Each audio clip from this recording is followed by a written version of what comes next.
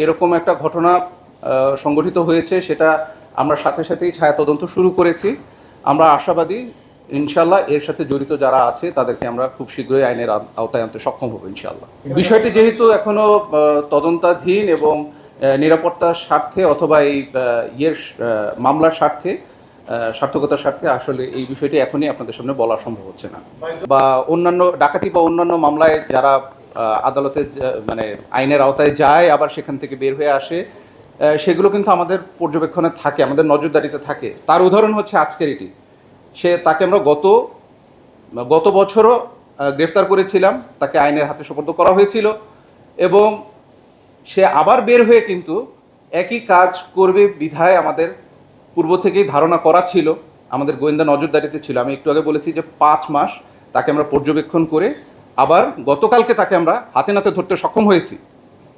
এর অর্থ হচ্ছে এটা শুধু একটা ডাকাতির মামলা বলেই বলবো না, এই ধরনের এর চেয়ে বড় সন্ত্রাসী যারা আছে তারা সবাই আমাদের গোয়েন্দা নজরদারিতে থাকে এবং সার্বক্ষণিকভাবে পুরো দেশেই র্যাবের গোয়েন্দা নজরদারিতে সাদা পোশাকে আমাদের দল কার্যক্রম চালিয়ে যাচ্ছে এবং সেটা শীর্ষ সন্ত্রাসী হোক, যে কোনো সন্ত্রাসী হোক, তাদেরকে সার্বক্ষণিকভাবে আমরা নজরদারিতে রাখি।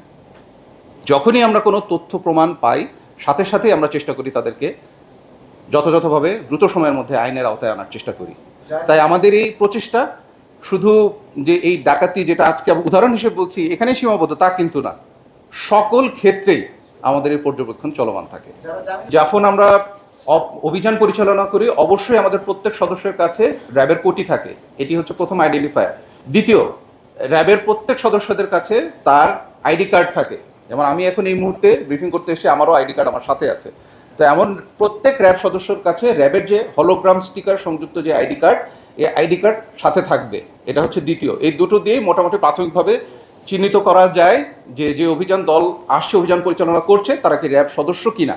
যদিও কোটিটা হয়তো বাহিরে বানানো যেতে পারে বা কাছাকাছি রকমের একটা তারা উপস্থাপন করতে পারবে, কিন্তু এই র্যাবের যে আইডি কার্ড হলোগ্রাম স্টিকার যুক্ত, এটা তারা উপস্থাপন করতে পারবে না। তাই এই দুটো দিয়েই প্রাথমিকভাবে চিহ্নিত করা যেতে পারে যে কে এক আসল র্যাব সদস্য বা কোনটি ভুয়া র্যাব পরিচয়ে এরকম অপরাধ সংগঠিত করছে। যারা এই ধরনের ডাকাতি, ছিনতাই এবং এই ধরনের কাজে সম্পৃক্ত থাকে, তাদের নিজস্ব একটা সিন্ডিকেট থাকে যে তারা এই ডাকাতি করা জিনিসপত্রগুলো কোথায় তারা আবার এগুলোকে ডিসপোজ করবে বা কোথায় গিয়ে নিয়ে বিক্রি করার ব্যবস্থা করবে। তো সেক্ষেত্রেও আমাদের গোয়েন্দা নজরদারি চলমান থাকে এবং সেখান থেকেও আমরা অনেক সময় আপনারা দেখবেন যে ডাকাতি পরবর্তী সময় ডাকাতির মাধ্যমে যে তারা যেই ধরনের জিনিসপত্রগুলোকে নিয়ে যায়, মানুষের কাছ থেকে ছিনিয়ে নিয়ে যায়, সেগুলোকে আমরা উদ্ধার করতে সক্ষম হই। তো এই নেটওয়ার্কগুলোকেও আমরা চিহ্নিত করার ব্যবস্থা করি এবং প্রায়শই আমরা সফলভাবে সেখান থেকে জিনিসপত্র উদ্ধার করতে সক্ষম হই, তাদেরকেও আইনের আওতায় আনতে সক্ষম হই। আইন শৃঙ্খলা রক্ষাকারী বাহিনীর প্রতিটি সদস্য চ্যালেঞ্জ হওয়া মাত্রই আইন শৃঙ্খলা বাহিনীর যে পরিচয় তা দিতে বাধ্য।